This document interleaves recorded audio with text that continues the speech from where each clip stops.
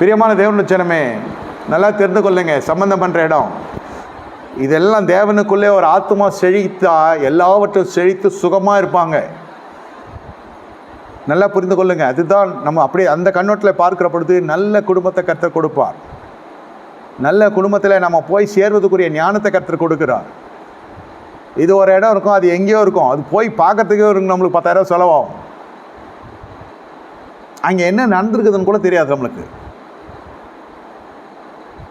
இப்படிப்பட்ட இடத்துலலாம் போய் திருமணம் பண்ணிவிட்டு ஒன்றுமே தெரில, அவன் யாரும் திருமணம் பண்ணான்னு தெரில, இல்லை உண்மையிலே திருமணம் ஆகுதானான்னு தெரில. அப்புறம் திருமணத்துக்கு அப்புறம் எல்லா காரியமும் வரும்.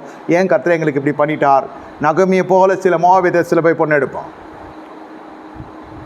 உங்களுக்கு அறிமுகமான ஒரு தொடர்பு இருக்கிற இடத்துல அங்கே 4 பேராவது உங்களுக்கு தெரிஞ்சவங்க இருக்கணும், விசாரிக்கிறதுக்காவது.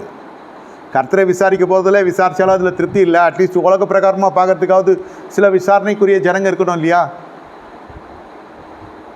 நல்லா தெரிந்து கொள்ளுங்க. ஏதாவது ஒரு லிங்க் இருக்கணும். ஆபிரகாம் போய் சொல்கிறார், என் ஜனத்தில் போய் எடுன்னு. அது ஒரு தொடர்பு இருக்குது.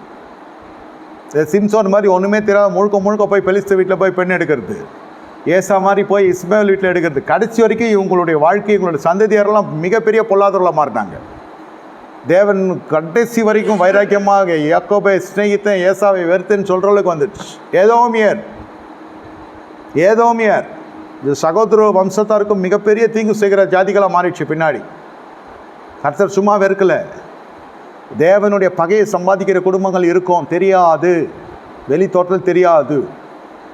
எல்லார் வீட்டுக்கு ஸ்டிக்கர் ஓட்டியிருப்பான், இயேசு வீட்டின் தலைவர்னு. அவன் மொண்டாட்டி தான் தலைவராக இருக்கும். பெண்களால் நடத்தப்படுகிற வீடாக தான் ஆகாப்பு வீடு இருந்துச்சு. அது அடங்கியும் கிடையாது, அது அமெரிக்கையும் கிடையாது, அடக்கம் என்பதே கிடையாது. அவங்க வீட்டில் பொண்ணு எடுத்திருக்கான். பார்த்துக்கொள்ளுங்க.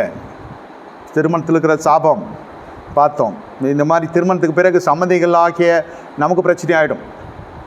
பசங்களாம் திருமண வயசில் வச்சுருக்கிறவங்க இதெல்லாம் கண்டுக்கிட்டோம். ஆனால் போதும் திருமணம், அப்புறம் கேட்டால் கெட்டு போட்டேன், என் கடமை முடிஞ்சிச்சுனாக்கா அவ்வளோதான், நீங்கள் பூர்ணமாக்கப்பட்டவர்கள் இல்லை.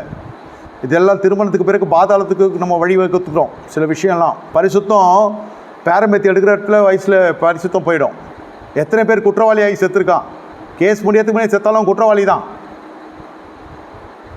யோசிச்சு பாருங்கள். உங்கள் சாட்சியெல்லாம் கரை பெற்றக்கூடாது. நான் ஏழையை பார்த்து பொண்ணு எடு, கோழையை பார்த்து பொண்ணு எடுலாம் நான் சொல்லலை. உங்கள் அந்தஸ்துக்கு ஏற்ற மாதிரி எடுங்க.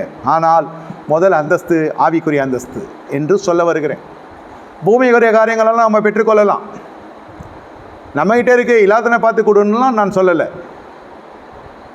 இந்த சமுதாய சீர்திருத்த பிரசங்கம் இல்லை நம்மளுது.